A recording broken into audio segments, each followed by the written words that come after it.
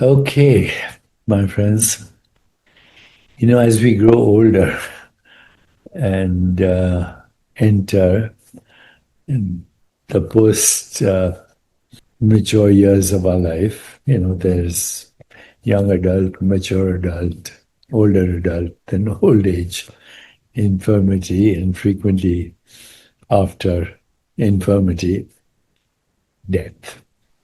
So then the fact of impermanence becomes very obvious. You start to think about the final chapters of your life. And then you have a longing that what if, life was not so impermanent, and there's a little fear of, not little fear, for some people, a lot of fear of the final stage of this journey, all the way to dusty death. Shakespeare. Tomorrow and tomorrow and tomorrow creeps into this petty place to the last syllable of recorded time, all the way to dusty death. So, what about impermanence? Are we really misunderstanding impermanence? We think of it as loss, we think of it as instability, we think of it as the painful fact that everything we love will change, fade, dissolve, and disappear. But impermanence is not only the wound of existence, it is its beauty. Because impermanence is what makes existence fresh. Think of a plastic flower and a real flower. Impermanence is what makes the morning feel new. As I said, it makes the flower precious. It makes a human face luminous because we know it will never appear in exactly the same way again. A sunset is beautiful not because it lasts forever, but because it doesn't. A song moves us because each note vanishes into the next. If a single note remained forever, there would be no music. There would be only sound without movement. And so our life is the same. Life is not a thing. Life is a movement. It is appearing, changing, dissolving, appearing again. Without impermanence, the world would not be eternal. It would be mummified, fixed, inert, frozen, dead. Imagine a world with nothing changed, no seasons, no growth, no birth, no decay, no surprise, no longing, no discovery, no becoming. A child would never grow. A seed would never become a tree. A wound would never heal. A question would never open into wisdom. Everything would remain exactly as it is. And that is not life. That is preservation. That is a museum of existence, not existence. Impermanence is what keeps reality from becoming a corpse. It is the pulse of creation. It is the rhythm of time. It is the dance of form. In the spiritual traditions, we are often invited to look deeply into impermanence, not to become pessimistic, but to become free. Because suffering begins when we demand permanence from what was never meant to be permanent. We ask the body not to change. We ask relationships not to evolve. We ask pleasure not to end. We ask identity to remain fixed. We ask life to obey our fear. But life does not obey fear.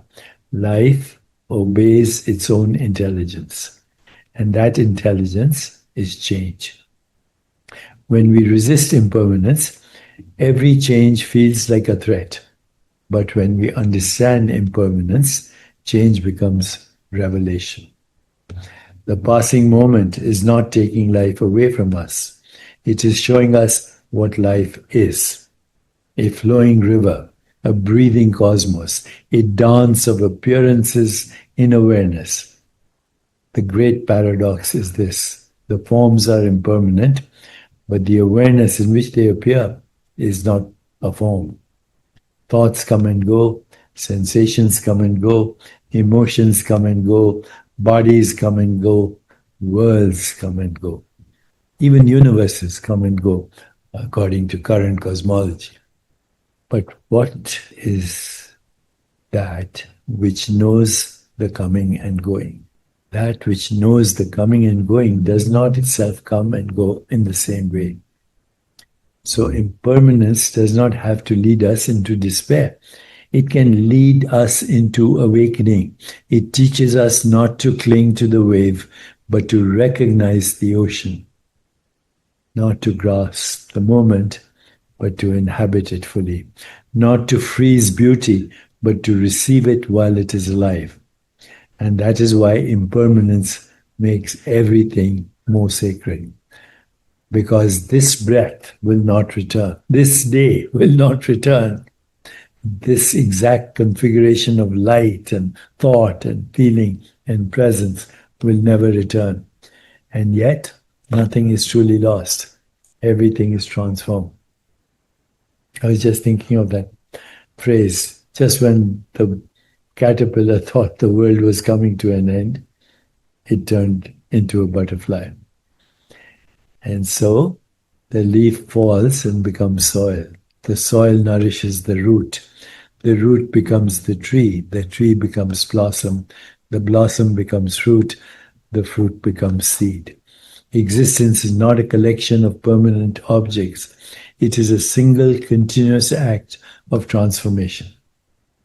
So instead of saying everything passes away, we might say everything participates in the dance, and there is only the dance. Nothing stands still because life is not meant to stand still. The purpose of life is not to become permanent. The purpose of life is to become fully alive. And aliveness requires change. It requires openness. It requires vulnerability. It requires the willingness to let each moment be born and die. So the next time you feel the ache of impermanence, pause. Do not rush to escape it. Feel its tenderness. Feel how it makes love more intimate. Feel how it makes beauty more radiant. Feel how it makes the ordinary moment shimmer with significance. Impermanence is not the enemy of life. Impermanence is the reason life is alive. Without it, the world would be mummified, frozen in place, inert and dead. Because everything changes, everything breathes, because everything passes, everything matters. Because nothing can be held forever, everything can be loved. And loved now. Tattvamasi.